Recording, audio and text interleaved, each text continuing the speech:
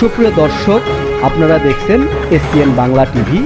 দেখুন ও সাবস্ক্রাইব করুন SPN Bangla TV, দেশ ও মানুষের কথা বলে। একটা একটা খুনি ধর, একটা একটা খুনি ধর, নারায়ে তাকবীর, নারায়ে রিসালাত, দিয়েছি তো রক্ত, রক্তের বন্যায়, রক্তের বন্যায়, দিয়েছি তো রক্ত, রক্ত লাগে, রক্ত দে। মাওলানা রইস হত্যার বিচারের দাবিতে বাংলাদেশের জাতীয় শহীদ মিনার, কেন্দ্রীয় শহীদ মিনারের পাদদেশে দাঁড়িয়েছি।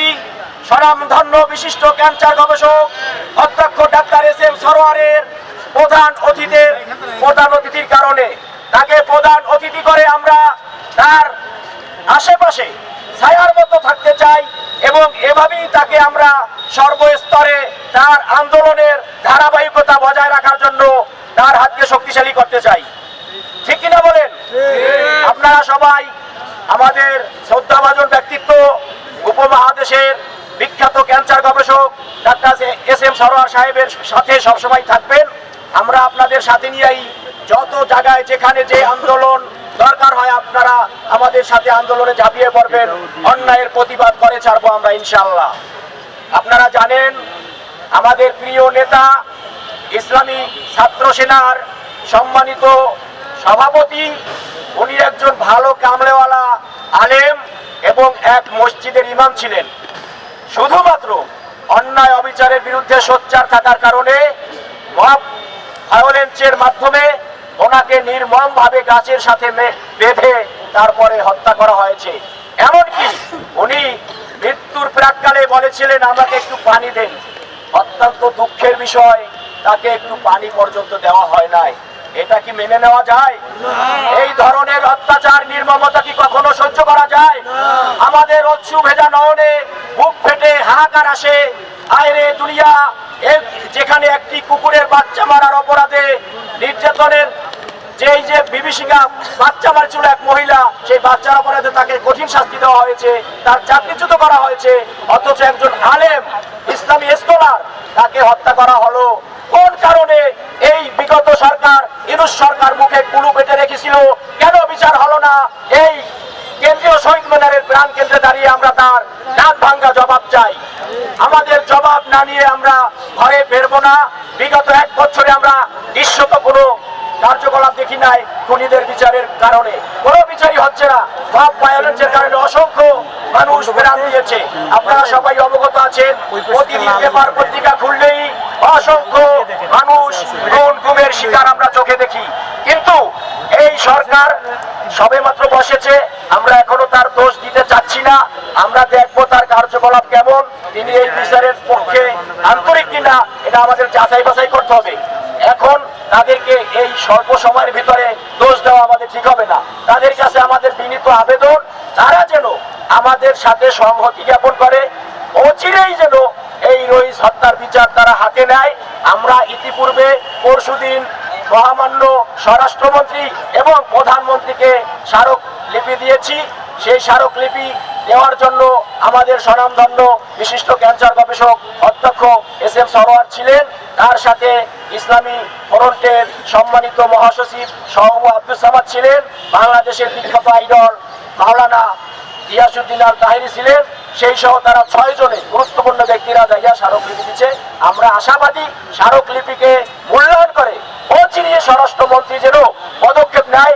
আমরা এই শহীদ মিনারের প্রাণ কেন্দ্রে দাঁড়িয়ে তার দৃষ্টি আকর্ষণ করতে চাই। সাংবাদিক ভাইয়েরা, আপনারা খবরটা যথাযথ এমন ভাবে প্রচার করবেন যেন বাংলাদেশের প্রতিটি মানুষের দোরগোড়ায় খবরটা পৌঁছে যায়। মানুষ যেন অন্যায়ের প্রতি সোচ্চার হতে সজাগ থাকে এবং মানুষ যেন সবসময় অন্যায়ের বিরুদ্ধে সোচ্চার ভূমিকা পালন রাখে। এই দেশে আমরা পানের জলে ভেসে আসি নাই। আমরাও এই দেশের নাগরিক, প্রতিটা ইঞ্চিতে আমাদের অধিকার আছে। আমাদের ভাইরা নির্যাতনের শিকার হয়ে মারা যাবে আর আমরা নিশ্চুপ হয়ে থাকবো, সেই ধরনের লোক আমরা না। আমরা ইসলামের সুন্নিয়াতের বলে ইসলাম প্রিয় মানুষ। ইসলাম ফরন একটা ইসলাম প্রিয় শান্তিপ্রিয় মানুষ। বাংলাদেশ ইসলামী সমন্বয় পরিষদ আপনারা জানেন শুরু লগ্ন থেকে থেকে আমরা দুস্থ অসহায় মানুষদেরকে খাবার যোগাই, তাদের মুখে অন্ন তুলে দেই এবং বস্ত্রহীন যারা আছে তাদেরকে বস্ত্র দেই, শীত বস্ত্র কম্বল বিতরণ করি। আমরা ধাপে ধাপে এই কাজগুলো ধারাবাহিকভাবে করি এবং ভবিষ্যতেও করব। যেখানেই অন্যায় সেখানেই বাংলাদেশ ইসলামী সমন্বয় পরিষদ রুখে দাঁড়াবে। ঠিক আছে, আপনারা সবাই আমাদের হাতকে শক্তিশালী করবেন। আমার নেতার হাত শক্তিশালী হওয়া মানে আমাদের হাত শক্তিশালী হওয়া। আপনারা সবাই আমাদের নেতার কাছে থাকবেন, পাশে থাকবেন, তাকে সহযোগিতা করবেন। যে কোনো সময় যদি খবর পান আমাদের পক্ষ থেকে কোনো কর্মসূচি, তাহলে আপনারা দাওয়াত যদি কারো মাধ্যমে শুনতে পারেন, আমরা যদি ইন্ডিভিজুয়ালি নাও দিতে পারি দাওয়াত, আপনারা এসে হাজির হবেন। আপনারা যার যার অবস্থানে থেকে এই ইসলামী কাজকে সবাই ত্বরান্বিত করবেন, সবাই আমাদের পাশে থাকবেন এবং অধ্যক্ষ ডাক্তার এস.এম. সরোয়ারকে সবসময় আপনারা ভালোবাসবেন, কারণ ভালোবাসা ছাড়া জীবনে কিছুই পাওয়া যায় না। মহান আল্লাহকে ভালোবাসতে হলে আগে মানুষকে ভালোবাসতে হয়।